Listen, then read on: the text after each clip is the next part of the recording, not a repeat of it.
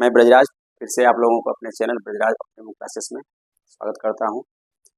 और कल के लिए आप सबको मैं सॉरी कहता हूं क्योंकि बायोलॉजी क्लास मैं नहीं ले पाया कुछ व्यस्तताओं के कारण और कुछ लाइटिंग प्रॉब्लम थी इसलिए। और आज केमिस्ट्री क्लास के साथ मैं आप लोगों के बीच उपस्थित हूँ। और एक बात मैं और बता दूं कि अभी कंटिन्यू केमिस्ट्री क्लास ही चलेगी क्योंकि 19 या 20 नवंबर से सेंटर एग्ज़ाम है और बायोलॉजी में चैप्टर सारे मैंने कंप्लीट लगभग करवा दिए, एक चैप्टर बचा हुआ है और केमिस्ट्री में अभी जो चैप्टर बचे हुए हैं उसी को मैं इसमें भी स्टार्ट कर रहा हूँ और ताकि बच्चे लोग को भी इसमें फायदा हो और आप लोग भी इससे जुड़े। ये रिवाइज क्लास में शुरू से हम लोग पढ़ें। तो केमिस्ट्री में आज हम लोग स्टार्ट करते हैं मेटल्स एंड नॉन मेटल्स। सबसे पहले मेटल्स क्या होते हैं उसको समझिए। मेटल्स वे पदार्थ होते हैं जो इलेक्ट्रॉन को डोनेट करते हैं, यानी उनमें एक टेंडेंसी होती है इलेक्ट्रॉन डोनेट करने की, ठीक है। यानी वो क्या होते हैं, इलेक्ट्रोपॉजिटिव नेचर होते हैं। यानी हम कह सकते हैं कि मेटल्स जो होते हैं वो क्या होते हैं, मेटल्स जो होते हैं वो इलेक्ट्रोपॉजिटिव नेचर होते हैं। ध्यान से सुनिएगा, इलेक्ट्रोपॉजिटिव नेचर होते हैं, यानी इनमें टेंडेंसी होती है इलेक्ट्रॉन को डोनेट करने की, ठीक है। और नॉन मेटल्स क्या होते हैं, नॉन मेटल्स जो होते हैं वो इलेक्ट्रो नेगेटिव नेचर होते हैं, इलेक्ट्रो नेगेटिव नेचर के होते हैं, ठीक। इलेक्ट्रोनेगेटिव इन नेचर,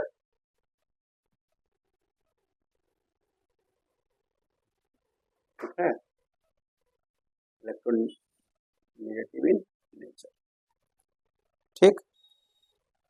यानी ये जब इलेक्ट्रोपॉजिटिव इलेक्ट्रोपॉजिटिव नेचर होगा तो ये पॉजिटिव आयन बनाएंगे इनमें, और ये जब इलेक्ट्रोनेगेटिव है यानी इलेक्ट्रॉन को वो लेते हैं तो ये क्या होंगे, आपको गेनिंग करेंगे, इलेक्ट्रॉन गेन करेंगे तो ये नेगेटिव चार्ज होंगे, ठीक है। अब आयन क्या होते हैं उसको देखिए। आयन जो होते हैं वो एक एटम होते हैं या ग्रुप ऑफ एटम, ठीक है, एन एटम और ग्रुप ऑफ एटम्स, एक group of atoms with an electric charge, with an electric charge, यानी इलेक्ट्रिक चार्ज मतलब हुआ या तो वो पॉजिटिव चार्ज होंगे या नेगेटिव चार्ज होंगे।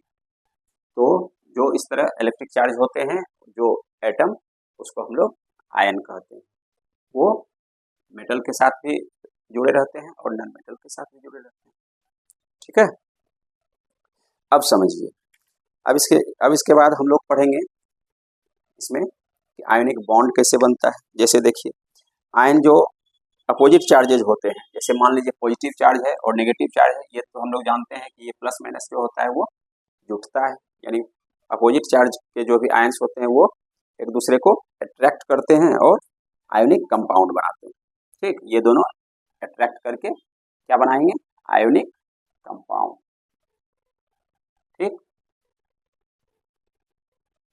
ये बनाएंगे आयोनिक कंपाउंड, ठीक है। बारी बारी से सबको हम लोग पढ़ेंगे। अब हम लोग देखिए, अब ये मेटल और नॉन मेटल्स के बारे में थोड़ी सी इसके मेरिट के बारे में जान लेते हैं और नॉन मेटल के मेटल के मेरिट के बारे में और नॉन मेटल के मेरिट के बारे में जान लेते हैं थोड़ा सा। ये कैसे होते हैं। जैसे देखिए सबसे पहले मेटल्स, मेटल्स क्या होते हैं? मेटल्स जो होते हैं आपको, इसमें लस्टर होता है, ठीक है, यानी लस्टर मतलब शाइनिंग सरफेस, यानी ये चमकदार होते हैं, ठीक, ये क्या होते हैं? चमकदार होते हैं, इसमें चमक होती है। उसके बाद ये होते हैं जनरली हार्ड। मेटल्स की दूसरी प्रॉपर्टी क्या होती है? जनरली ये हार्ड होते हैं, ठीक है। ये सब तो, ये दो प्रॉपर्टीज तो सिंपल है, यानी इसमें लस्टर होता है, यानी ये इनका शाइनिंग सरफेस होता है, इसीलिए देखते होंगे मेटल्स चमकदार, चमकते होते हैं, जैसे कि सोना हुआ, चांदी हुआ, इसमें चमक होती है, ठीक। और तीसरी प्रॉपर्टीज होती है, ये मेलिएबल होते हैं। अब मेलिएबल क्या होता है इसको समझिए, ठीक।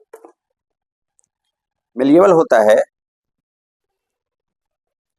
यानी इसको पीटते हैं, पीट करके इसको एक पतले चादर के रूप में हम लोग तैयार कर सकते हैं। पीट पीट कर इसको एक पतले चादर के रूप में तैयार कर सकते हैं, उस नेचर को बोलते हैं मेलिएबल, ठीक है। और चौथी प्रॉपर्टीज इसमें देखेंगे तो उस ये होता है डक्टाइल। अब डक्टाइल क्या होता है? देखिए मेटल्स आर डक्टाइल। डक्टाइल होता है आपको, यानी जैसे देखिए डक्टाइल आपको, देखिए क्या हुआ ये डक्टाइल मतलब क्या होता है बताओ, बोल सकते हो, बोलो। हाँ कोई दिक्कत नहीं है, अदिति तुम बता। हाँ ठीक है, यानी डक्टाइल मतलब हुआ कि उसके लेंथ को हम लोग बढ़ा सकते हैं, ठीक, ठीक है। उसके बाद देखिए पांचवा प्रॉपर्टीज होता है, ये स्पेशली आपको गुड कंडक्टर ऑफ हीट होता है, ठीक है, यानी हीट का ये गुड कंडक्टर होता है, इसमें हीट जो है वो पास हो सकता है, ठीक। और उसके बाद फिर देखिए इसी तरह इसमें कुछ केमिकल प्रॉपर्टीज भी होते हैं इसमें। पहले फिजिकल प्रॉपर्टीज ये सब हम लोग देख लिए। Physical properties of non metals में जस्ट इसका उल्टा होगा, जैसे कि हम लोग देखे मेटल्स में क्या वो हार्ड होते थे, तो इसमें नॉन मेटल्स क्या होंगे? सॉफ्ट होंगे, ब्रिटल होंगे, यानी कि कमजोर होंगे। फिर ये उसमें मेलिएबल था, तो इसमें मेलिएबल नहीं होगा, ये डक्टाइल नहीं होगा, ठीक है। उसके बाद फिर है आपको, यानी जस्ट उसका उल्टा होता है इसमें, ये समझना है मेटल और नॉन मेटल में, ठीक। अब देखिए केमिकल प्रॉपर्टीज में अगर हम मेटल में आते हैं, हाँ इसको समझना है, ठीक। फिजिकल प्रॉपर्टीज तो याद करने की चीज है, उसमें तो समझने वाली कोई खास बात नहीं थी। केमिकल प्रॉपर्टीज में थोड़ी बहुत समझने की जरूरत है। देखिए केमिकल प्रॉपर्टीज में फर्स्ट नंबर यदि हम देखते हैं तो इसमें होता है metals have low ionization energy, यानी लो आयोनाइजेशन एनर्जी मतलब हुआ वही, इसमें आयोनाइज जो होता है वो कम होता है, यानी इसीलिए वो पॉजिटिव चार्ज होते हैं, ठीक है। यानी इसमें आउटर मोस्ट सेल में जो इलेक्ट्रॉन होते हैं वो कम होते हैं, इसीलिए वो आयोनाइज कम होते हैं, ठीक। दूसरी प्रॉपर्टीज होती है इसकी,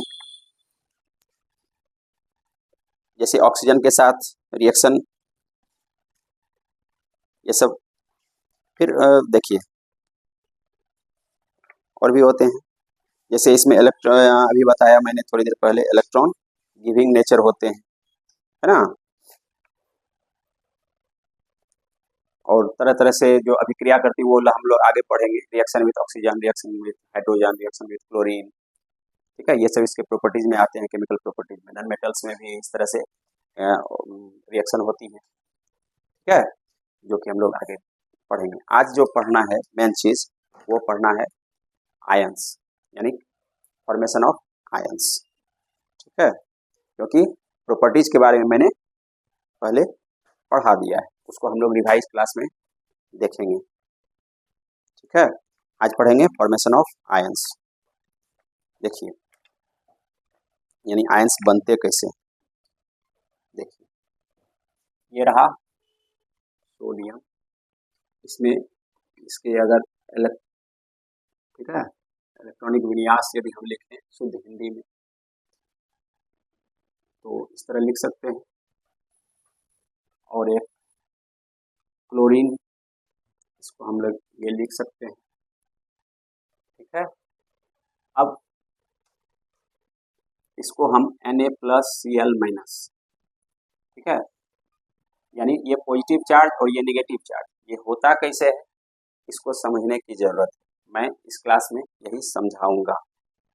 ठीक है, देखिए इसमें, और हम लोग जानते हैं कि किसी भी मेटल्स में या नॉन मेटल्स में आपको प्रोटॉन की संख्या और इलेक्ट्रॉन की संख्या बराबर होती है, यानी जो और जो इसका एटॉमिक नंबर होता है वही इसका जो होता है प्रोटॉन की संख्या और इलेक्ट्रॉन की संख्या भी होती है।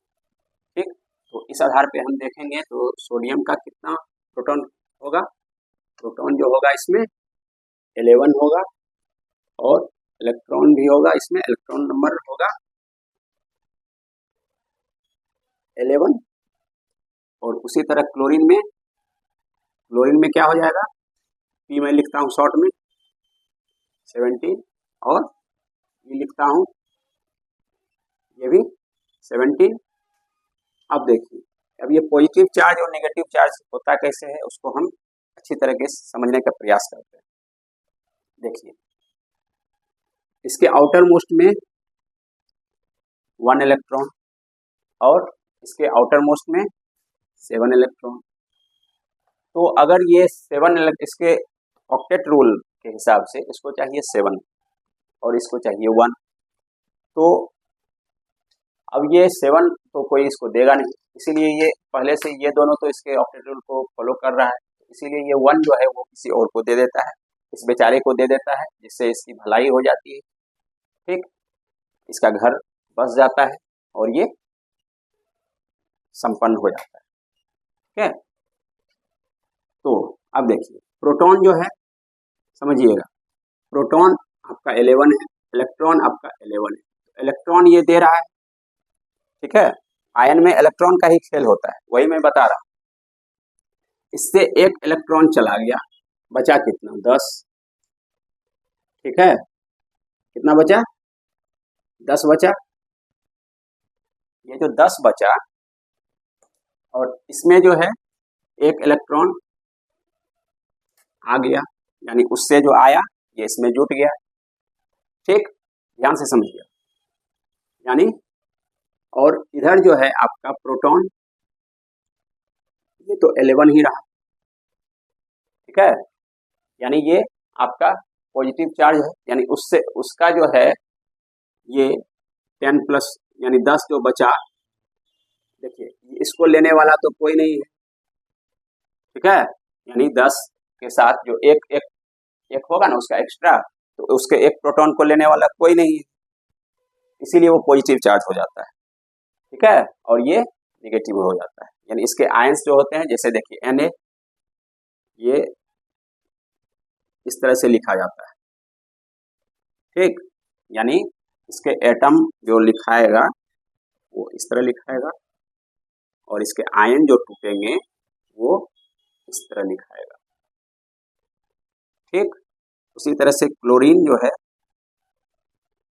इस तरह से लिखाएगा। ठीक,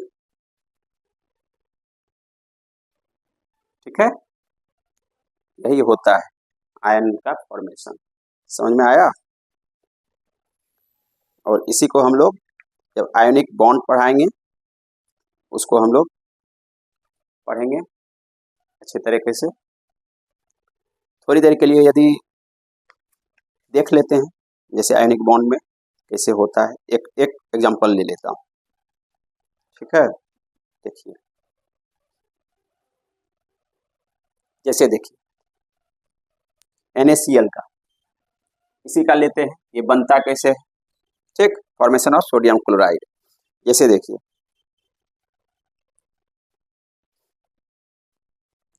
Na यहाँ है, ठीक, और Cl को हम इसके साथ, ये तो समझ गए इसके आयंस कैसे पॉजिटिव चार्ज होते हैं कैसे नेगेटिव चार्ज होते हैं, यहाँ तक बात समझ में आ गई।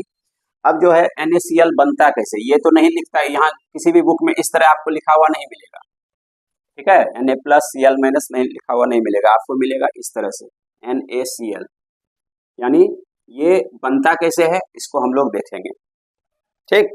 आयन कैसे बनते हैं ये हम लोग देख चुके, अब ये ठीक है NaCl कैसे बनता है इसको देखेंगे, ठीक। यानी ये आयोनिक कंपाउंड है, ठीक है। तो इसको कैसे हम लोग ये बनता है इसको समझते हैं, देखिए।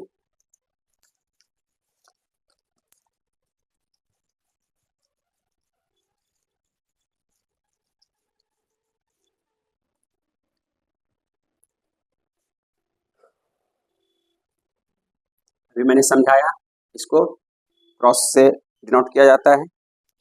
और आपका क्लोरीन, क्लोरीन में हम देखिए इसको समझिएगा, ठीक। क्या किया मैंने, ठीक है। उसके बाद Na cross, sorry Na plus ना होगा, प्लस यहाँ पे Cl, फिर 2 2 4 6, यहाँ पे देखिए, यहाँ पे एक चीज समझने वाली बात है, इससे ऐसे, ठीक है। हाँ, इसको हम लोग NaCl लिख सकते हैं, NaCl, इसी को समझने की जरूरत है। देखिए मैंने बताया जब ये न्यूट्रल रहता है, न्यूट्रल मॉलिक्यूल में रहता है, तो इसको क्रॉस के साइन से डिनोट करते हैं। और ये क्लोरीन में आपको आउटर मोस्ट सेल में कितने इलेक्ट्रॉन होते हैं, 2 2 4 2 6 1 7, पता है। अब ये इसके साथ, तो ये पॉजिटिव चार्ज होता है, तो ये इसको एक दे रहा है, ठीक है। तो यहाँ पे ये जब इसके साथ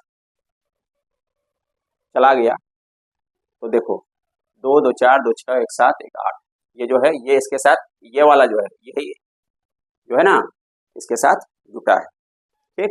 तो ये जब जुट गया इसमें, तो वो NaCl बन गया, यानी ये Cl जो है ये अपना पोस्ट को पूरा कर लिया और वो NaCl बन गया, ठीक, क्लियर। और आगे फिर हम लोग डिटेल से इसको पढ़ेंगे कल, ठीक है। उम्मीद करता हूँ कि ये आप लोगों को समझ में आई होगी बात। मिलते हैं कल, तब तक के लिए धन्यवाद, जय हिंद।